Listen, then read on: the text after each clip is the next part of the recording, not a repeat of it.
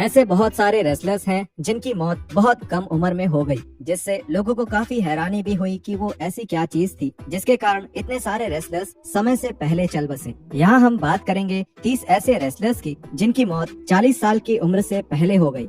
Lens Cade age 29। Cade और Murdoch की tag team जोड़ी के आधे हिस्से लैंस किड को WWE में क्रिस जेरिको के चमचे के तौर पे काफी आगे बढ़ाया गया, लेकिन उनकी निजी परेशानियों की वजह से उन्हें WWE से निकाल दिया गया। किड ने WWE के बाहर मर्डॉक के साथ अपनी जोड़ी फिर से शुरू की, लेकिन उनके नशे की आदत की वजह से 2010 में उन्हें एक दिल का दौरा पड़ा, जिससे उनकी मौत हो गई। Owen Hart age 34। एक बेहतरीन रेसलर होने के बावजूद भी ओवेन हार्ट तब तक मिड कार्ड के रेसलर्स के साथ फंसे हुए थे जब तक उनके भाई ब्रेट ने ओवेन को उनकी सफलता का एक मौका नहीं दिला दिया। ब्रेट के साथ एक झगड़े ने ओवेन को एक नई पहचान दिला दी और बड़े नामों के साथ शामिल कर दिया। इन दोनों का मेन इवेंट होना भी तय था, लेकिन 1999 में पे-पर-व्यू ओवर द एज में एक स्टंट के बुरी तरह से गलत हो जाने की वजह से ओवेन की जान चली गई। क्रैश हॉली एज 32। अपनी छोटी कदकाठी के बावजूद रेसलर माइकल लॉकवुड ने WWF में बड़ा नाम कमाया, जहां वो हार्डकोर हॉली के लाइट वेट कजिन के तौर पर दिखे और फिर भी हमेशा अपने सुपर हैवी वेट होने की डींगे हाँकते रहते थे। हॉली को हार्डकोर चैंपियनशिप में 24/7 का नियम शुरू करने के लिए भी जाना जाता है, जिसकी वजह से ये टाइटल हमेशा ही खतरे में होता था। कोर्ट में चल रहा एक तलाक का केस और अपनी कुछ और निजी परेशानियों की वजह से 2003 में लॉकवुड ने खुदकुशी कर ली। Chris Candido age 33। Chris Candido एक अच्छे खिलाड़ी थे जिनका करियर उनकी सेक्स सिंबल गर्लफ्रेंड सनी की वजह से खत्म हो गया था। कैंडिडो को एक दूसरा मौका भी मिला था, लेकिन एक स्टील केज मैच के दौरान उनका पैर बुरी तरह से टूट गया और उनकी एंकल अपनी जगह से खिसक गई। इस चोट की सर्जरी में आई कुछ दिक्कतों की वजह से मैच के केवल 4 दिन बाद ही उनकी मौत हो गई। योकोजुना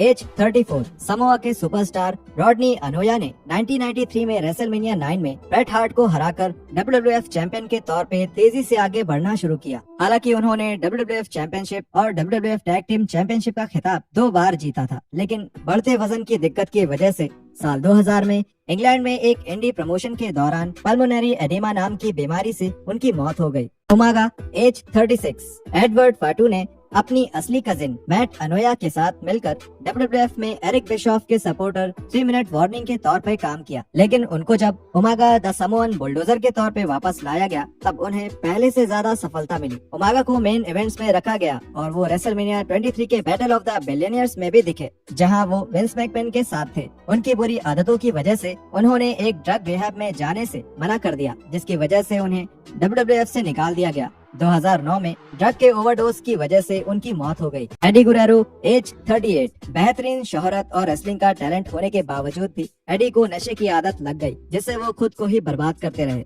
उन्होंने अपनी इन निजी दिक्कतों को हराया और WWE में सबके चहीते भी बने और एक मेन इवेंट स्टार भी। बदकिस्मती से एडी गुरेरो का ये दूसरा मौका 2005 में अचानक हुए एक हार्ट फेल्योर की वजह से खत्म हो गया।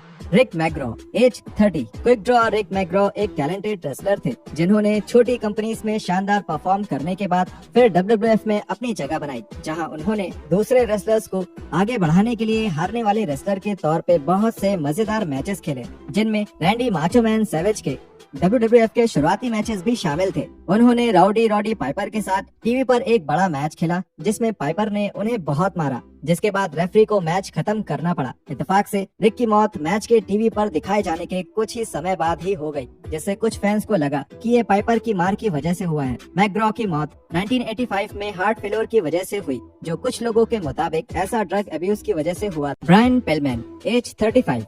ब्रायन पिलमैन तकनीकी लड़ाई लड़ सकते थे, ऊंची छलांग मार सकते थे और सबसे बेहतरीन रेसलर से भिड़ सकते थे। इन सबके साथ बहुत सारा कैरिज्मा भी जोड़ दीजिए और आपको पिलमैन महानता की राह पर दिखेंगे, खासकर तब जब उन्होंने अपना नकली रेसलिंग से अलग हटकर लूज कैनन का अवतार लोगों के सामने रखा। एक गंभीर मोटरसाइकिल के एक्सीडेंट के बावजूद भी उन्होंने अपनी हरकतें जारी रखी और हार्ट फाउंडेशन के एक सदस्य के तौर पे WWF के साथ एक बड़ा कॉन्ट्रैक्ट साइन किया, लेकिन अक्टूबर 1997 में एक छिपी हुई दिल की बीमारी की वजह से उनकी मौत हो गई। Davey Boy Smith age 39। वो चाहे WWF के tag team championship British Bulldogs का हिस्सा बनकर हो या WWF और WCW में उनके सिंगल्स मैच हो। डेवी बॉय स्मिथ को पूरी दुनिया के फैंस बहुत पसंद करते थे। 1998 में रिंग में हुए एक भयानक हादसे की वजह से स्मिथ को लगभग लकवा मार गया था और उसके बाद दर्द की दवाइयों की लत की वजह से 2002 में जब उनकी वापसी तय हो चुकी थी तभी उनकी मौत हो गई। Test as 33। एंड्रयू मार्टिन को तब काफी आगे बढ़ाया गया जब उन्होंने रॉकर के मॉटली क्रू के बॉडीगार्ड के तौर पे WWF में अपनी शुरुआत करी। उसके बाद टेस्ट ने बड़े खिलाड़ियों के साथ भी काम किया, जिसमें स्टेफनी मैकमैन के साथ उनके रोमांस की भी एक स्टोरी लाइन भी बनी। 2001 के इन्वेजन एंगल के दौरान उनका करियर अपने चरम पर था, लेकिन उन्होंने 2009 में ड्रग के ओवरडोज से हुई अपनी मौत से कुछ समय पहले तक काम करना जारी रखा था।